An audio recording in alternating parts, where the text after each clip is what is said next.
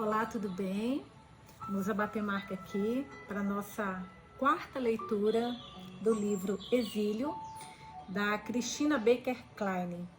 Nossa última leitura foi muito boa. Gente, não sei o que vocês estão achando, mas para mim cada episódio tá ficando melhor que o anterior.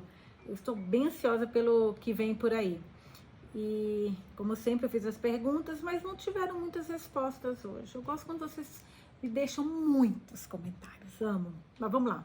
Eu falei o seguinte, cada capítulo é melhor que o anterior. Vocês têm alguma teoria do que vem por aí? Me iluminem com sua sabedoria, porque estou perdida. Aí a Vânia Ramos, ó que fofa, eu não vou comentar muito sobre o livro porque já o li, mas vim acompanhar a leitura com vocês porque amo a Nusa lendo pra gente. Não, fala, Vânia, você me emocionou, muito fofa, muito fofa. A Cida Farias. Amei a sugestão da colega Elisa, pra gente ler a última no Café das Coisinhas, que é um lugar maravilhoso que tem em São Paulo. Mas tá com muito barulho lá. Eu até comentei com umas amigas que eu queria encontrar. Eu falei, gente, mas no Café das Coisinhas eu acho que não, porque tá sempre tão cheio que a gente não consegue. É lindo o lugar, mas a gente nem consegue conversar direito. Então pode ter algum outro lugar mais tranquilo. Amei a sugestão da colega Elisa, do dentro. Matina e Evangeline foram arrancadas de sua terra natal. Verdade. E acho que em algum momento este fato unirá as duas. Estou aguardando ansiosamente por isso. A Graziella, não queria nenhum romance para Evangeline agora. Ela é uma criança. Mas naquela época era comum, né? Acho que Matina vai fugir e parar dentro desse navio de volta à Austrália, junto com Line. Line! Então, você tem razão dela ser muito nova, mas ela tá até grávida, né? Então seria bom até ter um pai aí para essa criança. E naquela época, 1840, eles casavam muito cedo, né? Até porque eu acho que a idade, assim, o pessoal vivia muito menos. Mas hoje, você pensando, 14 anos, pelo amor de Deus, mas eu acho que naquela época era mais normal. A Carolzinha, Nusa, eu fiquei pensando, será que a Matina será acusada de algum crime e assim voltará sob pena de exílio para a Austrália? Caraca, será? Eu fiquei muito mexida com a perversidade sofrida pelo povo aborígene. Sofro, é muito triste. Mas sempre é, sabia? Sempre que o império quer dominar o outro, sempre é desse jeito. Eles são muito implacáveis. Adriana Condo, parabéns, Nusa. Você merece o sucesso do seu podcast. Obrigada, minha linda. Fico sempre encantada com os livros lidos e sua disposição para ler para nós. Quanto ao livro, estou amando e torcendo muito por essas meninas. As duas não passando por maus bocados, né? A Claudinha Fogger, nossa Nusa, muito emocionante e muito triste também. Torcendo pela Evangeline e também pela Martina. A Martina tem tudo para se dar bem, ela é esperta. Então, a Martina é mais esperta que a Evangeline, né? A Evangeline ainda é um pouco inocente, mas como eu falei, eu espero que ela mude. Só tomar água antes de começar, que eu esqueci de tomar.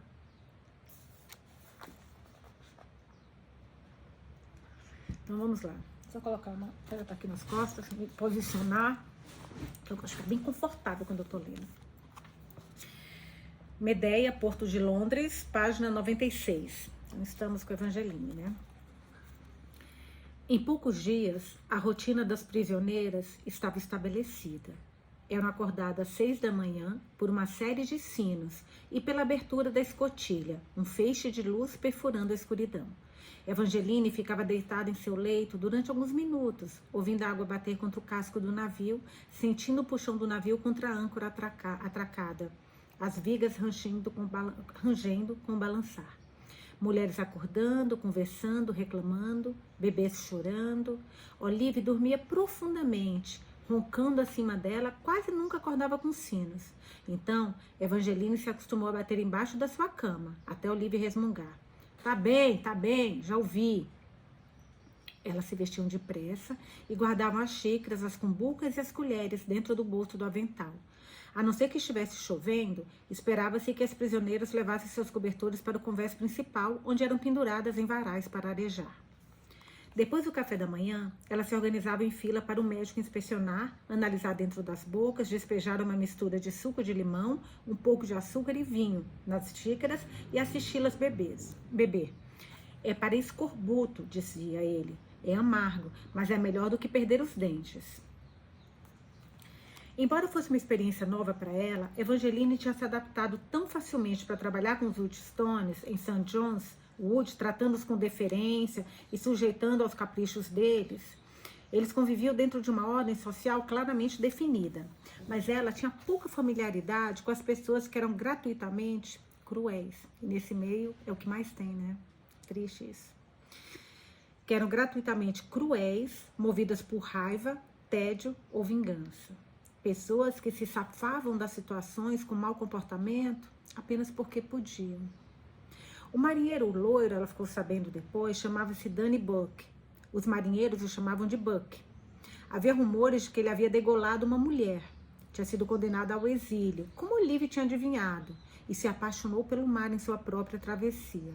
Assim que cumpriu seu tempo na prisão, ele se alistou para uma tripulação que viajava ida e volta entre Londres e Hobart Town, a cidade portuária da terra de Van Diemen, na Austrália. Ok, onde está a nossa Martina. Já tem aí uma ligação, hein, gente? Terra de Van Diemen, na Austrália. Exatamente onde está Martina. Transportando mulheres condenadas. Em uma manhã nebulosa, esfregando o confés de 4 no chão, Evangeline ouviu vozes pela água. Ela se levantou e foi até o corrimão. Tinha chovido durante a noite, a água estava do mesmo tom opaco do céu e o ar tinha cheiro de peixe podre. Esfregando os olhos com as mãos, ela mal podia enxergar o barco e remos deixando a doca. Conforme se aproximava, ela viu Buck e outro marinheiro nos bancos do meio, cercado por 4 mulheres amontoadas feito pombos em meio à umidade.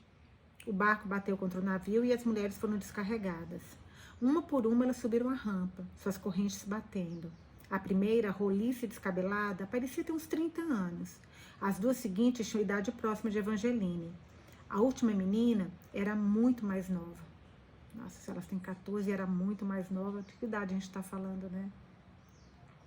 Era pálida como um fantasma, com o cabelo bagunçado cor de cobre, preso em um coque frouxo em seu pescoço. A única parte colorida na cena cinzenta. Ela não olhava, nem para Buck, nem para a pequena multidão debruçada no corrimão acima, mas para frente, resoluta, pisando cuidadosamente em torno de suas correntes, como uma dançarina que evitava passos grosseiros. Ela vestia calça de menino, amarrada com cinto de pano, e era magra e delicada como um pardal. Buck, andando bem atrás dela, deu um tapa na bunda da menina. Ela tropeçou para frente, mal conseguindo se equilibrar. E já tem alguém para odiar, né, gente? Mais alguém para odiar. Meu Deus. Tem muita gente boa, mas como existem pessoas ruins. Foi o que ela falou aqui, né? Tinha pouca familiaridade com pessoas que eram gratuitamente cruéis, movidas por raiva, tédio ou vingança. Exatamente isso, esse Buck. Vamos lá. Ela tropeçou para frente, mal conseguindo se equilibrar. Sem ebrumação, disse ele, beijando os dedos e piscando para os homens em cima, que assobiaram e bateram palmas. A garota parou. Ele continuou andando e esbarrou nela. Ela se virou devagar para encará-lo, seu queixo em riste. Evangeline não conseguiu ver seu rosto nem ouvir suas palavras, mas viu o olhar lascivo e presunçoso de Buck se esvair. Enquanto a menina se virava de volta e continuava a subir a rampa, a expressão de Buck mudou novamente, de consternação pálida para raiva. Evangeline segurou no corrimão e gritou: "Cuidado!" Mas sua voz foi engolida pelo tumulto. Quando a menina... Ai, me dá muito nervoso. Quando a menina chegou no convés, eu tô com minha tirinha porque eu não quero ver o que tá embaixo. Eu juro por Deus, senão eu vou ficar muito mais irritada. Vamos devagar. Quando a menina chegou ao convés, Buck a empurrou com força e ela tropeçou nas correntes e caiu para frente. Ela não conseguiu levantar os braços para proteger o rosto, mas no último segundo girou o corpo e fechou os olhos enquanto caía, fazendo um estrondo ensurdecedor. Alguém arquejou. As vaias cessaram. A garota estava no chão, imóvel. Evangeline viu Olivia empurrar os marinheiros e prisioneiras reunidos ao redor do corpo caído e, ajoelhando-se, levantou a menina e a sentou no chão, passando um braço ao redor dos ombros dela. Um lado da cabeça estava cheio de sangue vermelho, vivo, manchando seus cachos e escorrendo pelo seu pescoço. Buck saltou no convés. Que desastrada! Disse ele, chutando as correntes da perna da menina. Alguns marinheiros riram. Riram, gente. As pálpebras da menina tremeram. Com o braço ao redor das costas dela. Cara, a Olivia é um anjo, gente. Olha, continuo gostando da Olivia. Ainda não teve nada que me fizesse mudar de ideia. Olivia ajudou a se levantar. Evangeline podia ver os ossos da sua coluna por baixo da blusa fina e a tatuagem de uma pequena lua crescente, azul e preta na sua nuca. Ela tremia feito uma vara. Quem a gente viu que tinha essa pequena lua, gente? A tatuagem, lua, quem a gente viu? Foi a Matina? Não, quem foi? O povo da Matina, será? Se vocês lembrarem, me deixa na mensagem, por favor. Alguém falou em algum momento aqui sobre quem tinha essas tatuagens, mas eu não me lembro agora quem. Mas vamos voltar para a leitura. Ela tremia feito uma vara. O vestido de Olive estava manchado de sangue. O que aconteceu aqui? Perguntou o médico aproximando-os. Mudos, os marinheiros dispersaram, evitando o contato visual. Sr. Buck? Parece que a prisioneira perdeu o equilíbrio, oficial. O Sr. Dane olhou para Buck como se quisesse reprimi-lo, mas não tivesse provas suficientes. Ele suspirou. Chame o rapaz das chaves. Pode deixar, oficial. Faça isso agora, marinheiro. O Dr. Dane gesticulou para Olivia se afastar um pouco. Agachando-se na frente da garota, ele disse: Qual o seu nome? Não importa.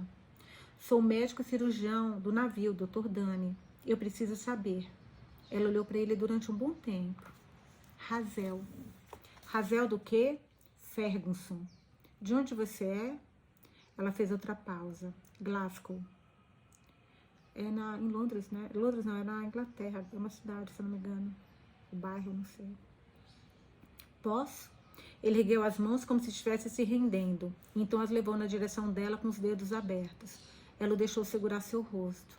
Ele virou a cabeça dela de um lado para o outro, examinando-a. Isso dói? Não. A ferida precisa ser esterilizada. Assim que você retirar esses correntes, vou examiná-la melhor. Posso cuidar de mim mesma. Olivia deu um passo adiante e falou. Aquele marinheiro empurrou. Buck, nós todos vimos. Foi isso que aconteceu? Perguntou a médica à menina. Não sei. Você não sabe ou não quer dizer? Ela deu de ombros com a sua silhueta esquelética. Fez o mesmo comigo, admitiu Olivia. É selvagem como um cutelo aquele ali. Você devia enxotá-lo do navio. O Dr. Dane lançou um olhar ríspido para ela. Já chega, senhorita Rivers. Vejam só, Olivia riu e assentiu para a multidão. Ele sabe quem eu sou. O médico se postou na frente dela e a encarou com as mãos na cintura. Não confunda minha boa vontade com a afinidade, prisioneira, disse ele. Sou pago para saber quem vocês são e para mantê-las vivas. Talvez não o suficiente para realizar essa façanha. Evangeline não viu a menina de novo até terminar as tarefas do dia e as condenadas serem enviadas para o porão, onde eram trancadas durante a noite. Eu acho que essa Hazel, spoiler, não chega a ser spoiler porque deve ser alguém importante, porque quando eu estava fazendo o cronograma, tem alguns capítulos que tem os capítulos Matina, tem o capítulo Evangeline, e eu vi que tem alguns capítulos que é dela. Então, eu acho que ela deve ser uma pessoa importante na história. Tomar mais uma água.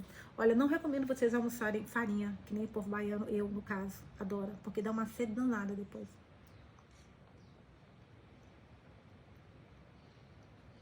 Mas eu não fico sem, gente, mas sinto uma falta. E para mantê-las vivas, talvez não o suficiente para realizar essa façanha.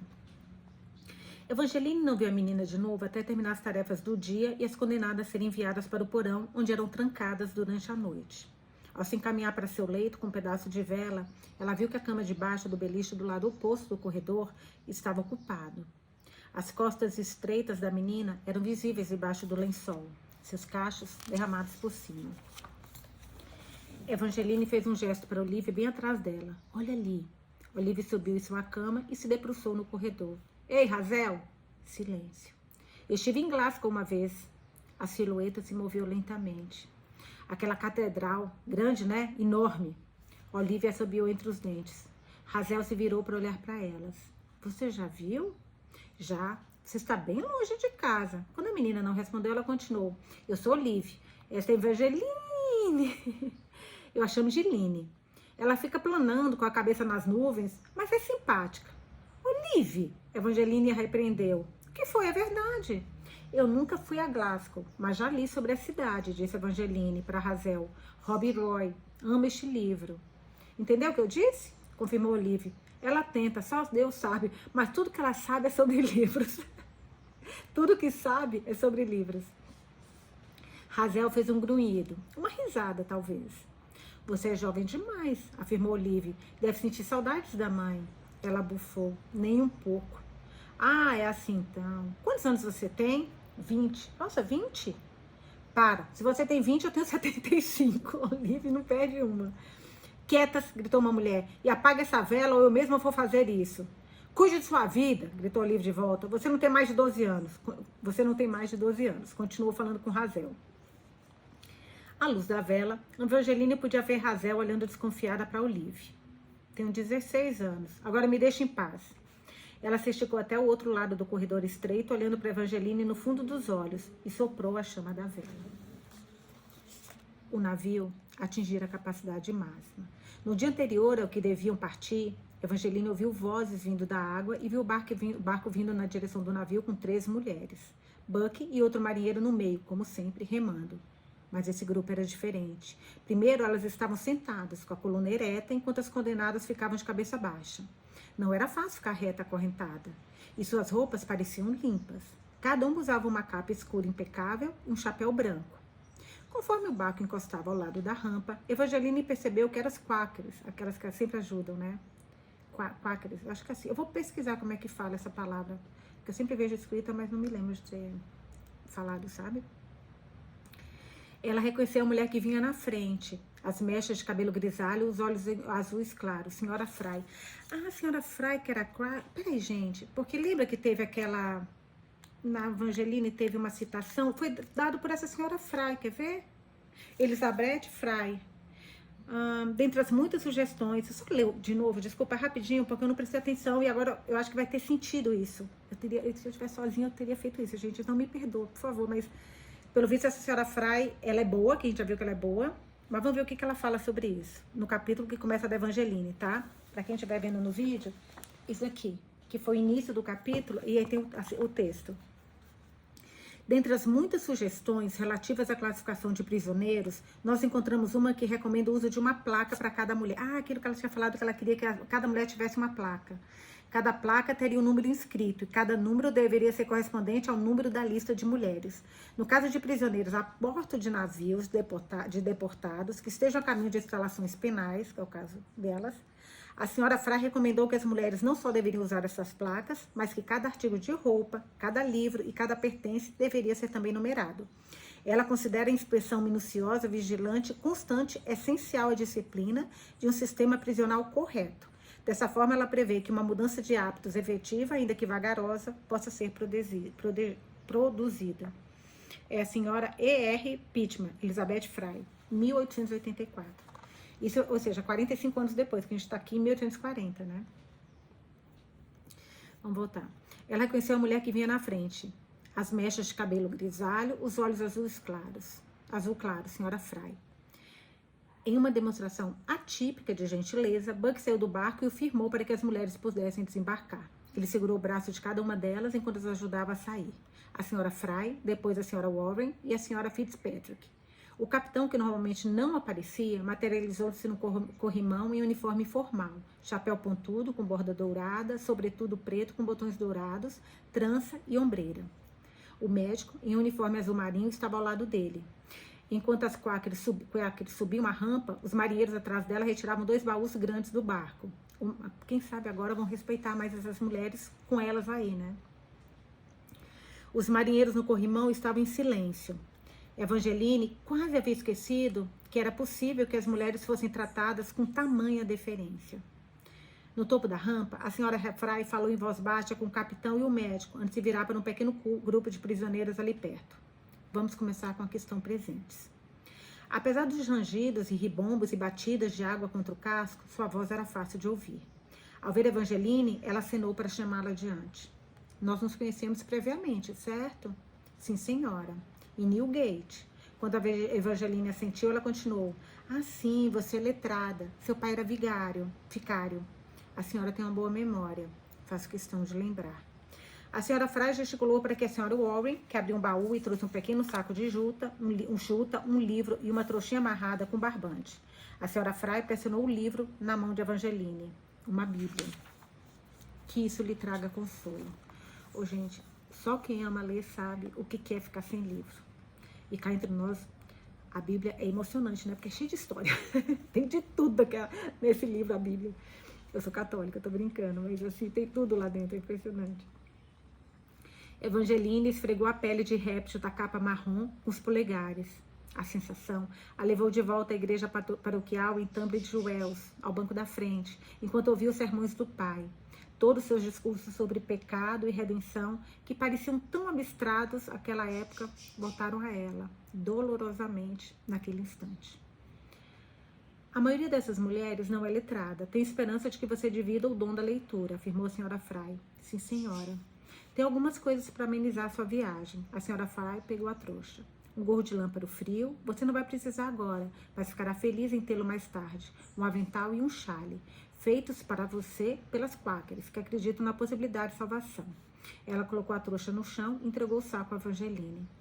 Aqui você irá encontrar tudo o que precisa para fazer um cobertor, para o seu bebê, talvez. Evangeline olhou dentro do saco. Um dedal, carretel de linha, uma almofadinha vermelha com algumas agulhas e alfinetes espetados, uma pilha de pedaços de pano amarrados com barbante. Lembre-se, minha querida, não somos nada além de receptáculos. Disse a senhora Fry. Você precisa trabalhar para se manter humilde, dócil e em posição de abnegação para que esteja pronta para seguir o Senhor Jesus, que convida 10 irmãos para irem até Ele. Somente através de sofrimento nós aprendemos a apreciar a bondade. Sim, senhora, respondeu Evangeline, embora mal precisasse de trabalho esses dias para se manter humilde em abnegação. Uma última coisa. Ao vasculhar de dentro do baú, a senhora Fry puxou uma plaquinha, aquela que a gente leu, que ela falou que todo mundo tinha que ter plaquinha, né? Uma plaquinha achatada, presa a um cordão vermelho, e colocou na palma da mão de Evangeline. A placa parecia feita de latão e era da largura do seu polegar. Um número estava gravado no metal, 171. De agora em diante, ó como começou a colocar número nos presos, gente. Olha isso. A impessoalidade foi com a senhora Fry. De agora em diante, você será conhecida por esse número, explicou a senhora Fry. Ele será gravado ou costurado em todos os itens que você possui e será mantido em um livro registro que passará do médico do navio para o carcereiro na prisão. Você usará esse cordão durante toda a duração da sua viagem, com a graça de Deus.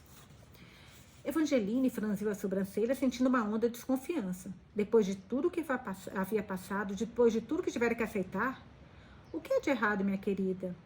Ser conhecida por um número, isso é degradante. Concordo em gênero, número e grau. Ao encostar na mão de Evangeline, com a ponta dos dedos, a senhora Fry disse: é para garantir que você seja contabilizada, para que não se perca no vento. Ela ergueu o colar e pediu: abaixe o pescoço, por favor. Evangeline se sentiu como um cavalo resistindo à rédea. A resistência, ela sabia, era inútil. O cavalo sempre termina com a rédea no pescoço, assim como ela. Olha como começou, gente, essa coisa dos presidiários terem números e não nomes. Outro capítulo, a gente está em Medeia ainda, que é o navio, né? 1840, página 104. Na manhã do dia 16 de junho, bem cedo, o Medeia ergueu sua âncora e zarpou, levado pela correnteza do Tâmisa. Gaivotas circundavam acima do navio, grasnando e pipilando. A bandeira do Reino Unido tremulava na popa. Marinheiros gritavam uns para os outros sobre o rio que mergulhava. O convés agitado, o tecido da vela batendo e deslizando, os mastros rangendo. Eles passavam de mão em mão das cordas até as plataformas de madeira 4 andares acima, subindo pelo ar até chegarem ao lopo da lais, balançando como esquilos. Não sei se é assim que escreve, porque não entendo nada de navio, gente. De pé no corrimão como as outras condenadas, enquanto a Medeia chegava à foz do Tâmisa, Evangeline esfregou a plaquinha de latão entre os dedos, correndo a mão pelo cordão e percebendo o fecho de metal atrás.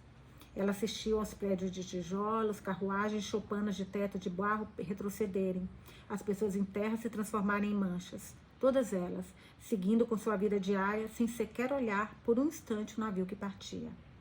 Ela estava no navio há quase 10 dias. Em Newgate havia 3 meses e meio. Trabalhando para Woodstone havia quase meio ano.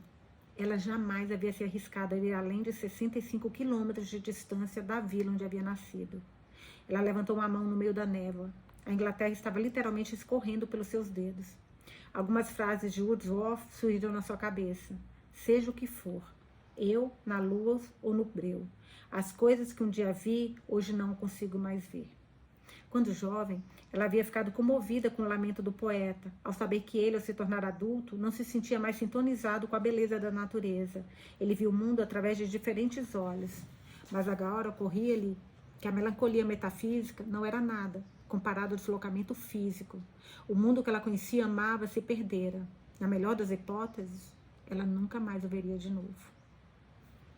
Evangelina encontrou Olívia perto da proa, sentada em uma roda de mulheres que estavam desmantelando suas bíblias, dobrando as páginas em retângulos para transformá-las em cartas e torcendo-as para enrolar os cabelos. Olívia olhou para cima, meu Deus do céu, segurando sua placa entre os dedos. De agora em diante, vocês podem me chamar de 127. Minha nova amiga Lizzie disse que é um amuleto da sorte, seja lá o que isso signifique. Uma mulher magrela de cabelo escuro, sentada ao lado dela, riu. Número 79. Também é um amuleto de sorte. Lizzie é boa com números. Controlava o livro-caixa de uma pensão. Mas veremos se é tão boa se foi pega alterando os livros. As mulheres na roda riram. Evangelina avistou Razel sentada sozinha em uma caixa de madeira larga, folheando a Bíblia no colo. E foi até ela. Esse cordão ao redor do seu pescoço é esquisito, não acha? Razel apertou os olhos para Evangeline. Já me acostumei com coisa pior. Em uma hora, a pele de Angeline ficou pegajosa, sua boca cheia de saliva. Billy subiu pela garganta. Mantenha os olhos naquela linha. Ela se virou. O médico estava ao seu lado. Ele apontou na direção do horizonte. Ela seguiu o dedo dele, mas mal conseguia focar os olhos. Por favor, fique longe, disse ela antes de vomitar o conteúdo do café da manhã. Ao olhar para baixo do corrimão, ela viu outras prisioneiras debruçadas, vomitando fios de líquido pela lateral do navio e dentro das águas turbulentas. Enjoo do mar, disse ele. Você vai se acostumar. O quê? Feche os olhos. Coloque os dedos nos ouvidos e tente se mover junto com o navio. Não relute. Ela sentiu, fechando os olhos e colocando os dedos nos ouvidos. Mas o conselho dele não ajudou muito. O resto do dia foi terrível e a noite trouxe um pouco de alívio. Por todos lados ao redor dela, na escuridão do porão, as mulheres gemiam e vomitavam. Olívia, acima dela, sussurrava xingamentos. Do outro lado do corredor, Razel estava em silêncio, enrolada como um camarão, virada para a parede. Evangeline tinha vomitado tantas vezes que se sentia sonolenta de exaustão, mas não conseguia dormir. Mais uma vez, ela sentiu um embrulho no estômago, sua boca enchendo de saliva, a onda espumosa subindo em sua garganta. Ela estivera mirando em sua tigela de madeira, mas agora ela estava cheia e transbordando. Nossa. Ela não se importava mais. Debruçou-se para o lado da cama estreita e esvaziou o que restava do seu estômago em um jorro fino no chão. Razel se virou. Você não pode se controlar? Evangeline ficou ali deitada, pálida, sem forças para falar. Ela não consegue, tá bom? Falou Olívia. Achei que fosse a Olívia que tivesse falado, mas foi outra pessoa. Razel se debruçou até o outro lado do corredor e por um instante Evangeline achou que ela iria lhe dar um tapa na cara. Me dá sua mão.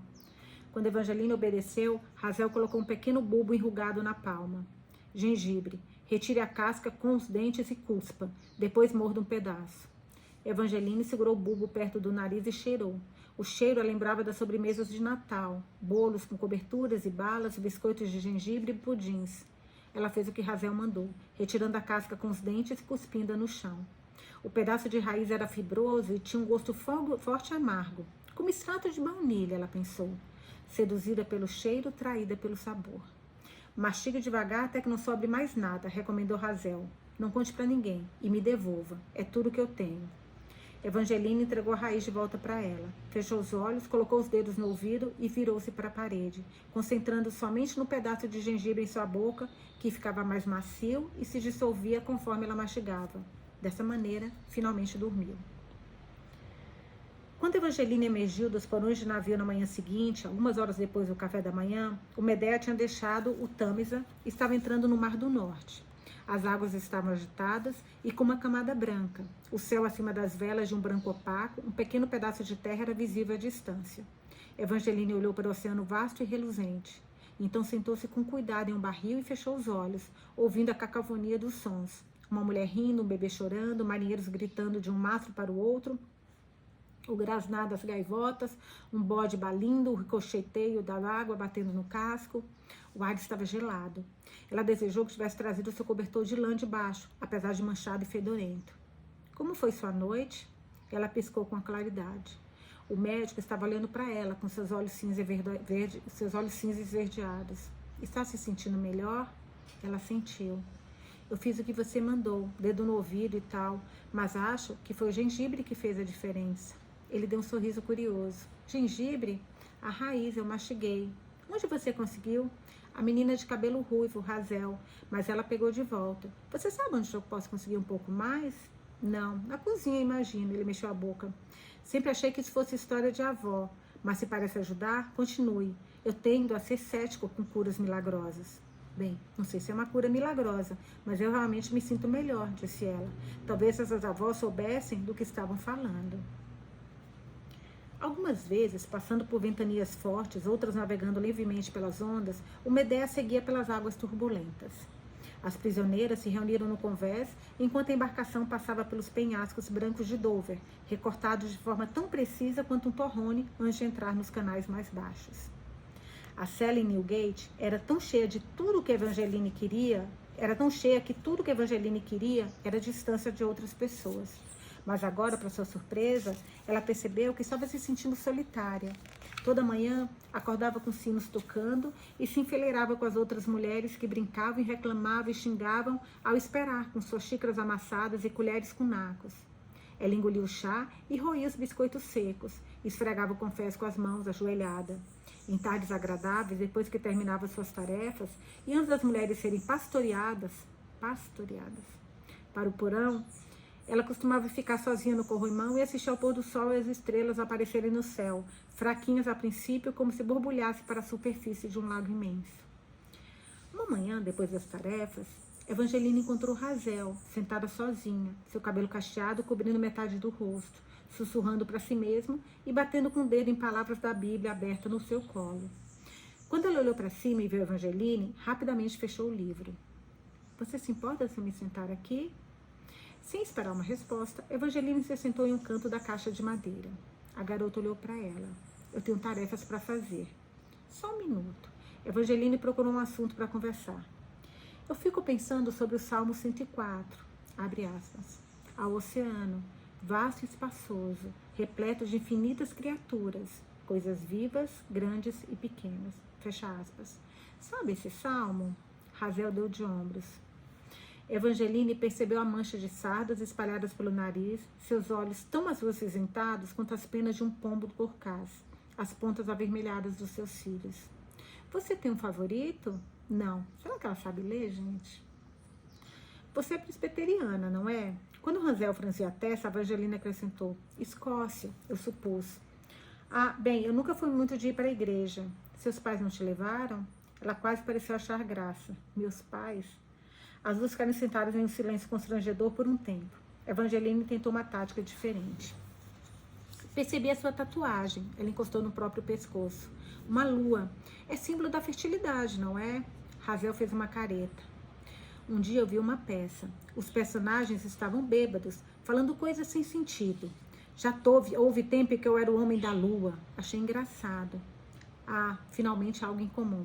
A tempestade. Você já viu? É uma das minhas favoritas. Admirável mundo novo que tem tais habitantes. Razel sacudiu a cabeça. Não me lembro muito, para ser sincera. Era confusa. Me fez rir. Sabe, o médico tem uma prateleira inteira de livros de Shakespeare na sala dele. Talvez eu pudesse pedir um emprestado. Ler não tem muita utilidade.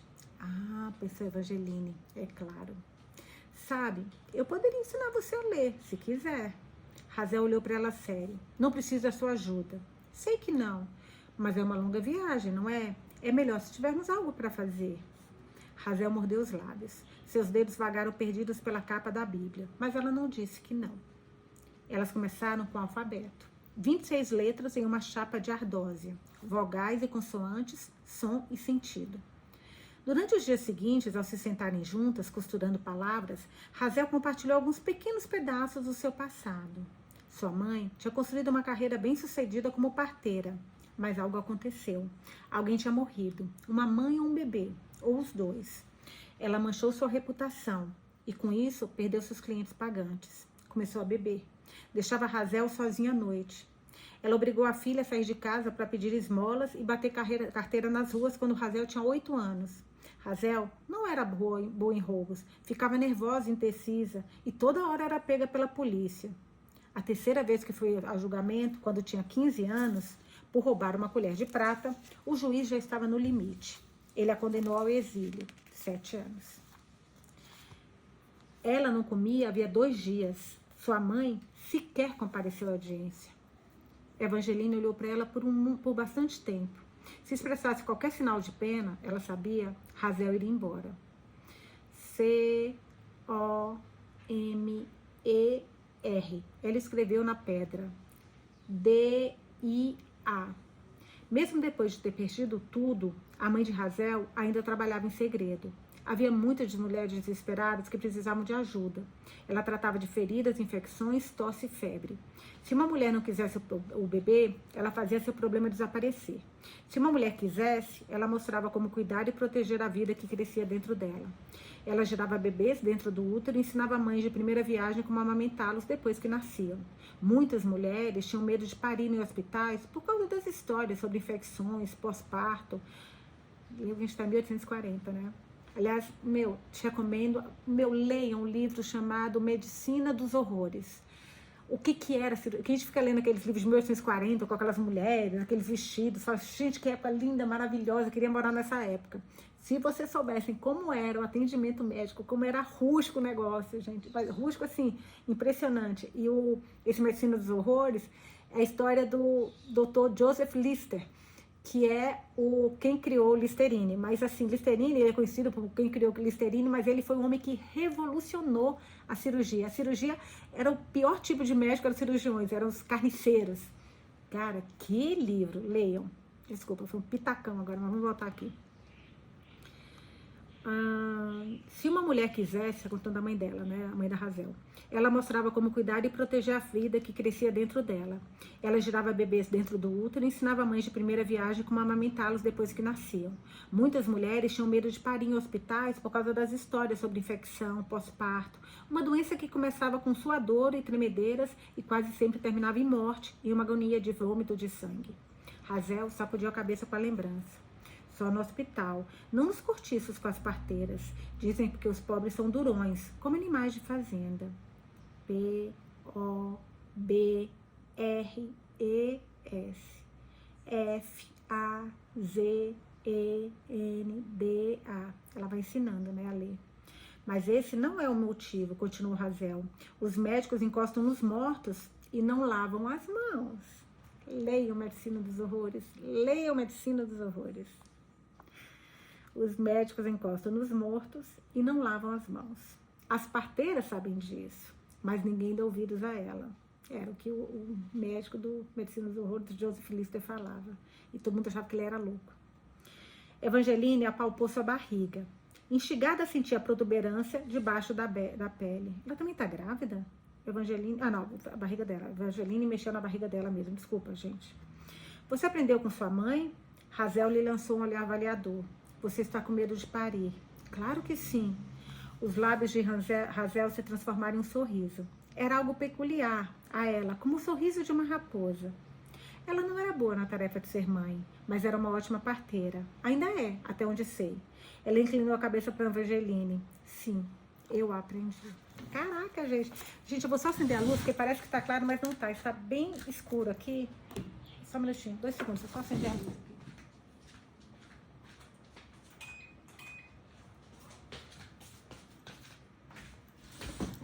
Vamos lá. Nossa, que diferença. Tava difícil enxergar aqui. Vamos lá. Agora outro capítulo, ainda em Medeia, 1840. Página 111. Após uma troca de velas, o Medeia saiu dos canais ingleses e entrou no mar aberto, seguindo em direção à Espanha. Nada além de água e céu, visíveis por quilômetros. De pé no corrimão do convés, olhando para a imensidão, Evangeline pensou em um verso do Coleridge. Sozinho, sozinho, inteiramente só, sozinho em um vasto oceano. De manhã cedo, a névoa tocava a água como cobertor de algodão. O ar estava frio e fresco depois do odor ruim do porão e tinha cheiro de seiva de pinheiro. Mulheres empurravam e disputavam lugares na fila. Se você estivesse doente, fosse azarada ou preguiçosa, o suficiente para chegar por último, ficava com a papa queimada e grudendo do fundo da panela. A água que bebiam, armazenada em caixas de vinho, era lamacenta e parecia ter sido retirada de um esgoto. Evangelina aprendeu a esperar alguns minutos depois de servida para que os sedimentos afundassem na caneca. A papa deveria alimentá-las até o meio da tarde, quando as mulheres faziam fila novamente para a última refeição do dia, um caldo aguado de repolho e nabo. E se estivesse com sorte, carne salgada ou bacalhau desidratado, com um biscoito seco e outra caneca de água lamacenta.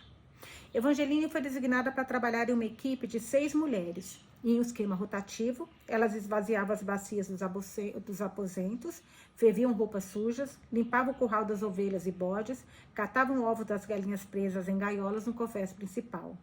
Elas enrolavam cordas encharcadas que haviam sido largadas emboladas e esfregavam o chão do porão com pedras e areia e uma escova de palha. Elas lavavam o convés principal e os banheiros com uma mistura de limão e cloreto de cálcio que fazia seus narizes queimarem e seus olhos lacrimejarem. Conforme os dias se passavam, Evangelina se acostumou com o balanço e o chiado, o fluxo e o movimento das ondas. Imitando os marinheiros, ela começou a caminhar, movendo a cintura e dobrando os joelhos com o balanço do navio, prevendo a inclinação do convés que ia de um lado para o outro. Um movimento de dança, pensou ela, de cortejo. Ela descobriu apoio para as mãos em todos os cantos do navio, debaixo dos corrimões e bordas e escadas, para segurar quando o mar estivesse violento. Logo, apesar do volume crescente, ela conseguiu subir do porão até o convés inferior e do convés inferior até o convés principal, tão rápido quanto os marinheiros. Ela aprendeu onde se sentar e onde levantar para evitar o respingo de água, como evitar poças, como passar entre barris de rum e bolos de corda sem tropeçar, onde encontrar a luz do sol em diferentes horas do dia. Ela dava voltas e fugia das mãos pegajosas dos marinheiros quando passava e evitava andar perto dos aposentos deles, no convés inferior. Ela se acostumou com o gosto de sal nos lábios, nos quais tinha que passar banha de porco e óleo de baleia para não racharem. Suas mãos ficaram grossas, vermelhas e fortes. Ela se acostumou ao caos, ao soar do sino a cada meia hora, o constante balido dos bodes e grasnados gansos, o fedor dos banheiros e do esgoto. Em tardes amenas, o capitão trazia seu canário laranja em uma gaiola enferrujada para o convés principal, onde ele piava estridente durante horas, pendurado em seu pequeno balanço. Ela se acostumou ao pio. Como se decorasse concordâncias do sujeito, verbo em latim, ela aprendeu a língua da navegação. Cara, que frase legal! Como se decorasse concordâncias de sujeito, verbo em latim, ela aprendeu a língua da navegação. Olhando para frente do navio, a proa, o bombordo ficava à esquerda, o estribordo à direita. A parte de trás do navio era a popa. Barlavento significava a direção que o vento chegava. Sotavento, eu achei isso interessante. Cadê meu? Não tá aqui. Queria marcar isso. Tá aqui. Gente, desculpa, mas eu quero marcar isso aqui, que eu não sei nada de navio, isso aqui é muito interessante, mas muito interessante. Quero colocar só um post-it. Muito legal isso aqui. Tenho que saber o que significava todas essas coisas que eu nunca sei. A parte de trás do navio era popa, barlavento significava a direção que o vento chegava. Barlavento, sim, eu achei essa palavra tão legal, não sabia que era isso. Significava a direção que o vento chegava. Sotavento, o oposto. A verga horizontal é na parte de baixo do mastro. A retranca controlava a força do vento nas velas. Caraca! Os marinheiros trabalhavam do amanhecer ao escurecer, levantando e baixando as velas, escalando os mastros como acrobatas no Covent Garden, costurando trechos enormes de tecido das velas, lubrificando cabos, trançando cordas. Evangeline nunca tinha visto um homem com linha e agulha e ficou surpresa quando soube que os marinheiros eram bons costureiros. 2 ou 3 deles se sentavam no meio do convés do navio, com as pernas esticadas, remendando uma vela com agulhas enormes e linhas grossas, dedais nos polegares, presos aos punhos com alças de couro. Eles falavam em uma língua quase incompreensível, que Evangeline só conseguia entender com contexto e gestos. Eles chamavam o mingau de burgu, o ensopado que comiam de lobscouse. Ela não sabia por quê, simplesmente era assim. Os marinheiros recebiam muito mais comida por dia do que as prisioneiras. Meio quilo de biscoito, 4 litros de rum ou vinho, uma xícara de aveia, 200 gramas de carne, meia xícara de ervilha, um pedaço de manteiga, 50 gramas de queijo. Às vezes, raramente, as mulheres recebiam um pouco das provisões deles. Algumas mulheres aprenderam a pescar. Quando terminavam as tarefas da manhã, elas lançavam linhas na água com isca de peixe, amarrado com barbante e fio, com cadeados e parafusos no lugar de pesos e anzóis. À tarde, elas curavam no sol os carapaus, salmonetes que pescavam. Logo, um sistema de escambo foi estabelecido entre as prisioneiras e a tripulação. Peixe curado podia ser trocado por biscoito ou botões. Meias que as mulheres tricotavam à mão, trocados por uísque, um produto ainda mais desejado. Se uma prisioneira fazia algo errado, a punição era rápida. Se entrasse em uma briga física ou fosse pega fazendo jogos de aposta, era trancada em um quartinho pequeno e escuro no porão chamado de detenção. Uma mulher, acusada de roubar o pente do casco de tartaruga de um membro da tripulação, foi obrigada a usar uma placa ao redor do pescoço que dizia ladra durante um mês. Uma caixa estreita presa no confesso principal era usada para delitos particularmente graves, como desrespeito ao capitão ou ao médico. A prisioneira infeliz era amarrada com colete ao redor dos membros inferiores e trancada dentro da caixa. Nossa Senhora, que horrível! Se ela gritasse ou chorasse, um jato de água caía na sua cabeça pelos buracos de respiração. A caixa solitária chamava os marinheiros. As prisioneiras chamavam de tumba. Nossa, uma tumba mesmo. Quando cometia delitos repetidos, a cabeça da prisioneira era raspada de qualquer jeito, como um detento em um manicômio. Algumas prisioneiras reclamavam para qualquer um que pudesse ouvir. Outras carregavam seus fardos com ânimo estoico. Era difícil controlar o tédio e muitas simplesmente desistiam. Comiam com as mãos e ficavam nuas na frente das outras, sem vergonha alguma. Cuspiam e arrotavam e peidavam a bel prazer. Algumas, já completamente entediadas, começaram a se meter em encrenca. 2 entraram em uma briga e ficavam alternando na detenção, sobrevivendo de pão e água. Outra, que chegou o capitão, ficou trancada na caixa solitária durante um dia inteiro. Seus gritos e xingamentos abafados deram-lhe meio dia a mais, além de banhos desagradáveis pelos buracos da respiração. Evangeline se agarrava à sua dignidade como uma sobrevivente. Ela mantinha a cabeça baixa, não se metia na vida dos outros, comparecia aos serviços religiosos, tricotava seu cobertor e fazia suas tarefas sem reclamar, mesmo quando sua barriga crescia e suas mãos e pés inchavam. Depois do café da manhã, ajoelhava-se ao lado das outras prisioneiras, mergulhava um pedaço de pano em um tubo de água do mar, puxava, lavava o rosto, a nuca, entre os dedos e debaixo do braço. Geralmente ela arrumava a cama. Uma vez por semana, no dia de tomar banho, ela lavava suas roupas e pendurava-as para esticar e secar na maresia. Ainda virava de costas ao trocar de roupa. À noite, deixa eu tomar uma água só um pouquinho. À noite, quando a porta do porão era fechada, Evangeline se sentia sepultada. Mas conseguiu passar a gostar do tempo em que passava em sua cama-caixão. Era sua única privacidade. Ela encolhia os joelhos, puxava o lençol grosso por cima da orelha e fechava os olhos. Descansava a mão no estômago saliente e sentia a tremulação de um movimento por baixo de sua pele esticada. Em tardes tranquilas, em Tunbridge Wells, ela costumava pegar seu chapéu e um cabide na entrada da casa e caminhar pelas ruas esburacadas até a ponte de pedra sobre um rio, passando por urtigas entrelaçadas, borboletas sobrevoando dedaleiras, um campo repleto de papoulas laranja-avermelhadas, ouvindo os salgueiros vavalharem no vento. Ela ia até uma montanha perto da casa, uma subida fácil por uma trilha desbravada, no meio dos cardos roxos pontiagudos, com ovelhas tão ávidas por pastar nos trevos que ela tinha que empurrá-las da trilha para conseguir passar. Quando chegava ao topo, ela olhava para os telhados de terracota das casas na vila e invocava versos do poeta que lia com seu pai, Wordsworth, Longfellow, cujas palavras aprimoravam suas próprias observações. Absorvido em pensamentos, eu me deitava no chão e observava o céu de verão, por onde as nuvens velejavam em vão, como navios no mar. Na escuridão do porão do navio, ela voltava àquela trilha da montanha, pulando pequenas rochas e evitando poças de lama. Ele inalava o cheiro da terra molhada e grama, arbusto espetando suas pernas e o sol em seu rosto enquanto se encaminhava para o cume. Ela caía no sono, ouvindo o balido distante das ovelhas e o som da batida do seu próprio coração. A maioria das mulheres no navio estava familiarizada com os percalços do desespero, os consensos e medidas para se manter viva dia após dia. Roubar, mendigar, ludibriar crianças inocentes, trocar um local para dormir ou uma garrafa de rum por favores sexuais.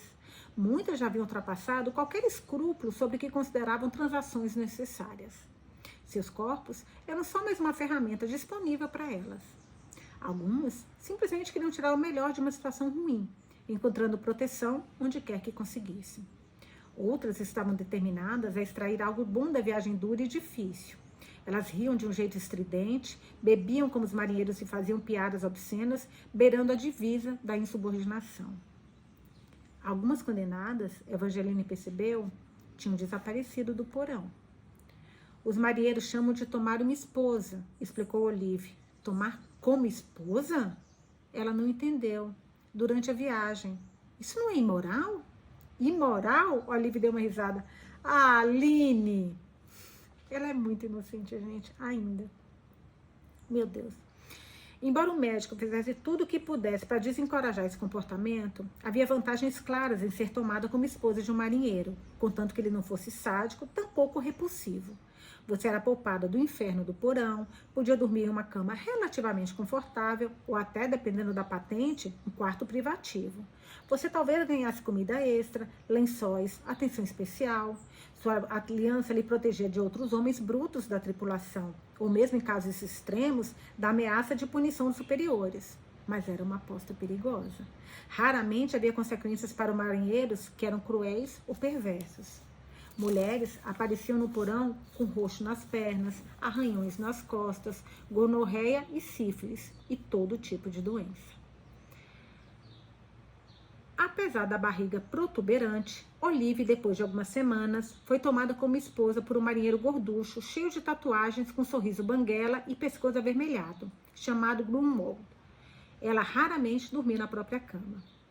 Espero que esse marinheiro seja gentil com ela, disse Evangeline para Razel uma tarde, quando estavam sentadas na popa do navio, atrás da gaiola de galinhas, um lugar isolado que elas descobriram para se encontrar depois de terminarem suas tarefas.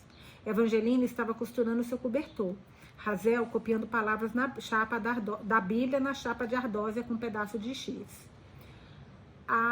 O dia Deus Senhor. Só espero que ele a deixe em paz por um tempo depois que o bebê nascer. Evangeline montou uma seção de quadrados de tecidos e começou a prendê-los uns aos outros com alfinetes. Tenho certeza de que ele fará isso. Razel resmungou. Os homens fazem tudo do jeito que eles querem. Mais ou menos, retrucou Evangeline. Nem todos os homens. O seu fez, não foi? A observação a machucou. Evangeline se concentrou na costura, inserindo a agulha na parte da frente do tecido, pegando um pedacinho atrás, passando a linha entre as camadas. Tem alguém incomodando você? Não exatamente. É Bucky? Razel deu de ombros. Puta, tadinha se esse cara vier atrás dela. Não, gente, não. Nada que eu não consiga resolver. Evangeline virou o tecido do avesso, inspecionando a linha costurada. Tenha cuidado. Cuidado, zombou Razel. Ela colocou a mão no bolso do seu avental e puxou um canivete prateado com cabo de madrepérola, segurando na palma da mão. Evangeline ficou chocada. Onde você conseguiu isso? Eu sou uma batedora de carteiras, lembra? Uma batedora de carteiras fracassada. Pelo amor de Deus, guarde isso. Ambas sabiam que se Razel fosse julgada culpada por roubar de um marinheiro, ela usaria uma placa e correntes na detenção até que seus pés tocassem terra firme. Ninguém sabe além de você, afirmou Razel, guardando a faca de volta no bolso, a não ser que eu precise usá-la. Uma tarde, um marinheiro perdeu o equilíbrio e caiu do lais ao convés. Uma altura de... Lais? O que é lais mesmo? Que eu salvei aqui a nossa explicação do navio. Lais. O que é lais? A proa... Pô, fala a palavra, ensina tudo, mas não ensina o que é lá. Vacilo. Tem que eu não consigo, tem que xingar mesmo. Vamos lá. Caiu do lais ao convés, uma altura de cerca de 6 metros, perto de onde Razel e Evangelina estavam sentadas, desatando nós na corda molhada. Elas olharam para cima. Ninguém estava vindo para ajudá-lo. Razel largou a corda e foi para o lado dele, debruçando-se para perto e sussurrando no ouvido dele. O marinheiro uivava e gemia, agarrando a perna. Nessa hora, o médico surgiu do convés inferior. Ao ver Razel debruçada sobre o marinheiro, ele pediu: para o lado, prisioneira. A princípio, Razel ignorou, passando a mão da perna até o calcanhar do marinheiro, investigando com os dedos. Uma pequena multidão se formou. Ela olhou para cima, para o médico e disse: a perna dele está quebrada e precisa ser imobilizada. Evangeline ficou impressionada com a expressão da menina, um ar de atenção competente que dava a ela uma autoridade inesperada. Sou eu que vou determinar isso, retrucou o médico cirurgião. O marinheiro gemeu. Ele vai precisar de uma tala e de um pouco de rum, disse Razel. Que tipo de experiência você tem? Minha mãe é herborista, é parteira. O médico assinou para ela. Afaste-se. Ele se agachou sobre o marinheiro e repetiu os movimentos de Razel. Sentiu a perna do homem, apertou entre os dedos, colocou a mão na testa dele, sentado para trás, em cima do calcanhar, ele concluiu. Alguém traga uma tábua para transportá-la da minha sala. Como eu disse, murmurou Razel atrás dele. Alguns dias depois, Evangeline acordou e encontrou Razel no chão, entre os beliches dela, agachada sobre ramos de ervas secas, amassando folhas com 2 dedos. O que você está fazendo? Misturando ervas para o emplastro. O marinheiro pode morrer se a perna infeccionar. Ai, gente, ela é tipo da nossa... Ai, aquela linda pintora de rena que eu li aqui no podcast. Ai, meu Deus, Lakshmi. Ai, essa menina acabou de me lembrar, ela misturando ervas para o emplastro, acabou de me lembrar da nossa Lakshmi, linda. Misturando ervas para um emplastro. O marinheiro pode morrer se a perna infeccionar. Razel estava certa. A perna dele estava muito quebrada. Uma condenada que havia levado a refeição dele à enfermaria dissera que ele estava delirando de dor, debatendo-se e xingando. Tiveram que amarrá-lo à cama. O médico sabe o que fazer, não sabe? Falou Evangeline. Razel encarou com aqueles olhos cinza implacáveis. Depois juntou as ervas em uma pilha e um pedaço de pano e amarrou-as em uma trouxinha. De manhã, bem cedo, Evangeline se sentou no convés principal com um pequeno grupo de condenadas costurando uma vela. Ela assistiu ao Sr. Dani, ao Dr. Dani, subir do convés inferior, uma expressão sombria no rosto e desaparecer em um canto. Colocou de lado a agulha, o dedal e disse à mulher ao seu lado que iria ao banheiro. Ela o encontrou em um lugar fora da vista, atrás de uma pilha de caixas. Ele estava encostado no corrimão, com o queixo apoiado nos braços cruzados. Como está o marinheiro? Ele olhou para cima. Nada bem. Ela também cruzou os braços em cima do corrimão. Razel, a menina, sei quem ela é. Eu a vi amassando ervas para fazer um emplastro, ela disse. Ela não é médica. Claro que não. Mas se não há nada a perder, só a vida de um homem, respondeu ele com uma voz ríspida. Ele está muito doente, pelo que ouvi dizer. Que mal teria em tentar? O doutor Dani sacudiu a cabeça levemente e olhou para a linha trêmula. Esses médicos implicantes com remédio natural. Socorro. A gente passou por isso em Lakshmi também, lembra? Mas as coisas dão volta. Tomara que aqui também dê. Vamos lá. O doutor Dani sacudiu a cabeça levemente e olhou para a linha trêmula entre o céu e o mar. De volta à roda do costura, Evangeline viu quando ele chamou Razel, inclinando-se na direção dela, enquanto ela tirava uma pequena trouxa do bolso de avental e a abria para ele inspecionar. Ele amassou as ervas com os dedos, levou-as ao nariz, provou-as na língua. Então pegou o pacote e desapareceu pela escada. Talvez o resultado fosse circunstancial. Talvez o marinheiro tivesse se recuperado, independente disso. Mas, 3 dias depois, ele estava sentado, relaxando em uma cadeira de madeira no convés principal. Adoro isso, gente, adoro. Sua perna imobilizada, apoiada em um barril, importunando uma prisioneira loira de cabelo cacheado e dando risadas sonoras à resposta dela. Medeia, mais um capítulo, mas estamos no Medeia ainda, página 120. O médico estava cheio de trabalho.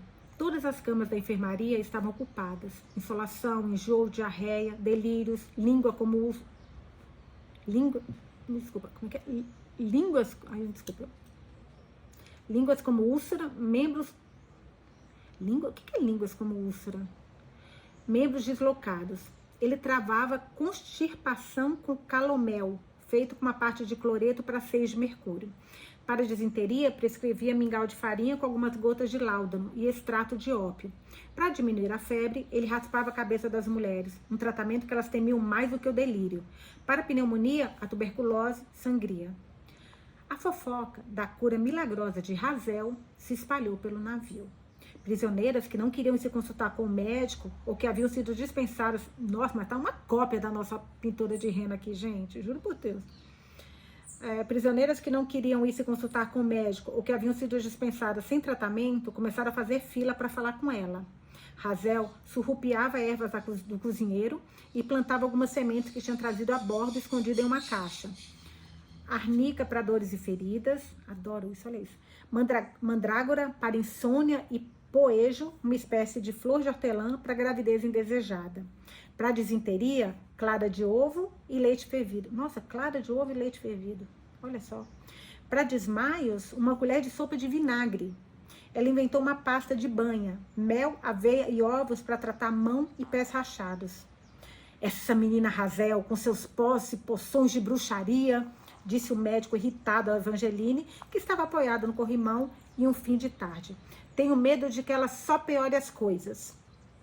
Você tem coisas demais a fazer. Por que deveria se preocupar com isso? Isso dá falsa esperança às mulheres. Ela olhou para a água. Estava verde clara, transparente como um espelho. Tenho certeza de que esperança não é algo ruim. É sim se elas ignorarem o tratamento médico adequado. O marinheiro que caiu do lais está bem melhor. Eu vi escalando o mastro. Correlação, casualidade, vai saber. Sua boca enrijeceu. Tem algo naquela menina, uma insolência. Eu acho perturbador. Tenha dó, exclamou Evangeline. Imagine só ter a idade dela condenada a isso. Ele olhou para ela de lado e disse: o mesmo poderia ser dito sobre você. Ela é muito mais jovem do que eu. Quantos anos você tem, então? 21. Eu achei que ela tivesse 14. Caraca, gente, ela não tinha 14? Ou 16, uma coisa assim? E só passou 3 meses e meio? Nossa, vamos lá. Deu confundido.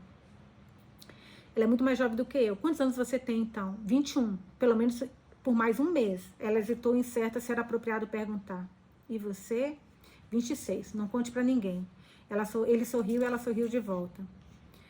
A vida de Razel sempre foi difícil. Ela nunca viu, ela lutou para encontrar as palavras, o bem no mundo. E você viu? De certa maneira.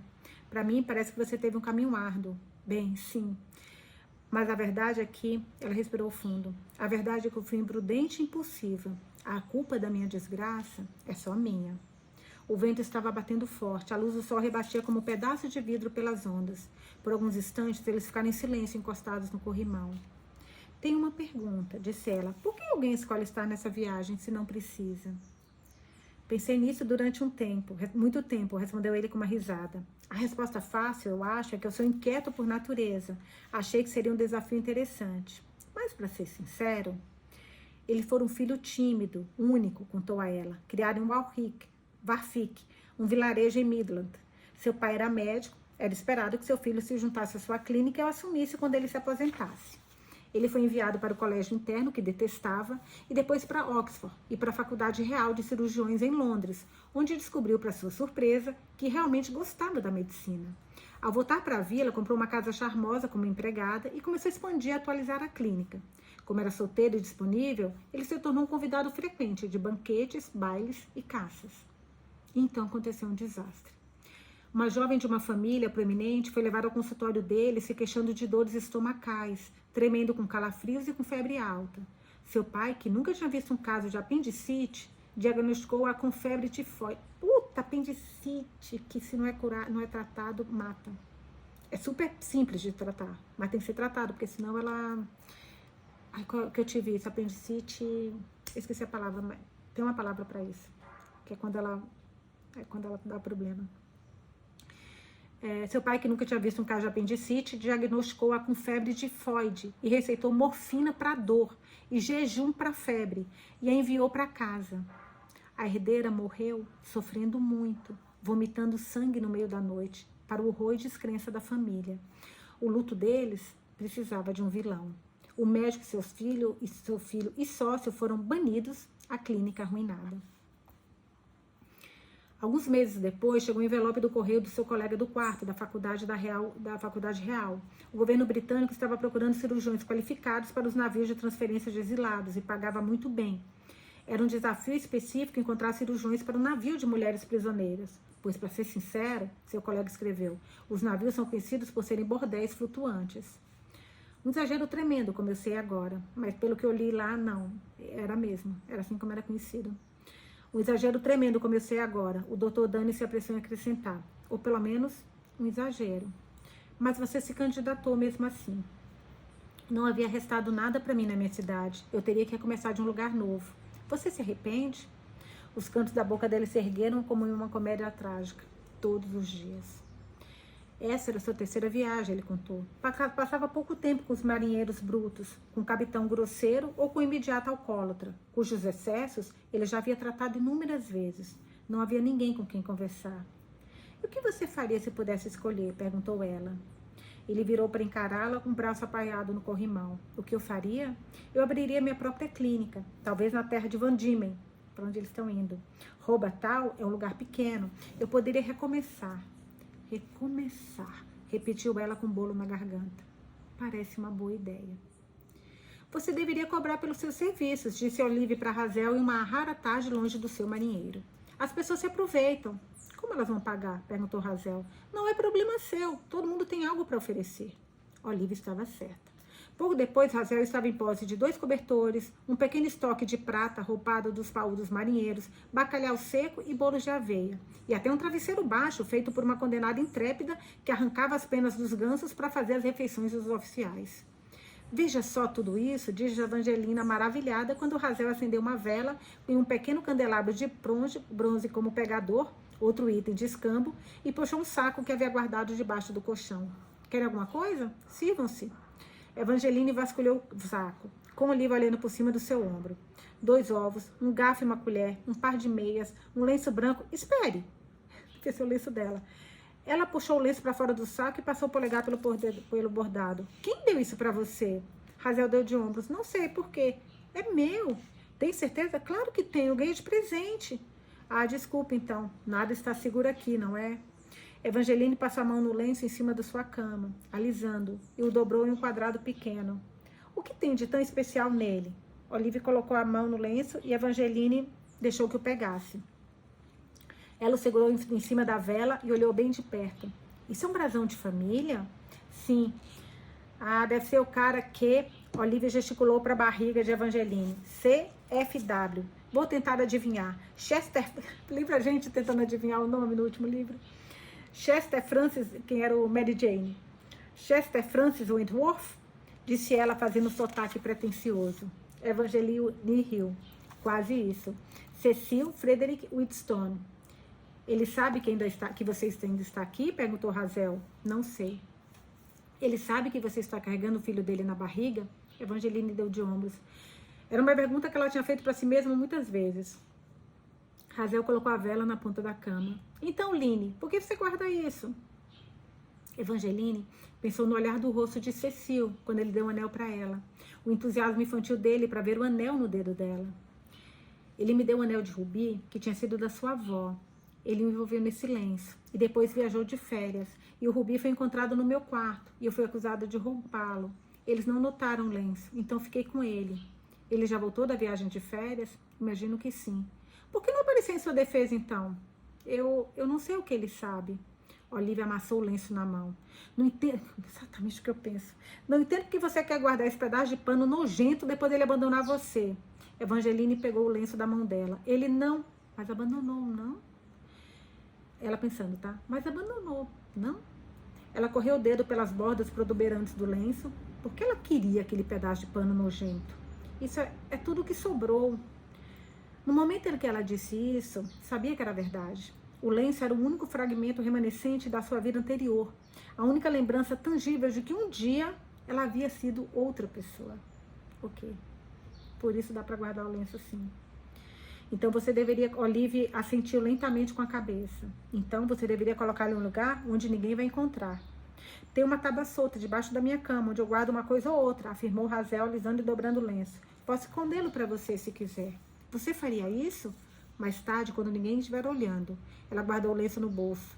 E o que aconteceu com o anel de rubi? Sem dúvida, deve estar no dedo de outra, respondeu Olive. Que a nossa Olive não tem papo com ela, né, gente? Acabamos a leitura de hoje, a gente leu até a página 125. Amanhã a gente volta para mais uma leitura. Por favor, deixem a opinião de vocês. Cara, como é legal essa conversa dela com o médico. Adorei essa parte aqui nesse episódio. Adorei a Razel. A Olive, Razel e Evangeline formam um trio muito legal. A Olive é aquela que... Tudo bem, a menina também, a Razel também é meio malaquinha, né?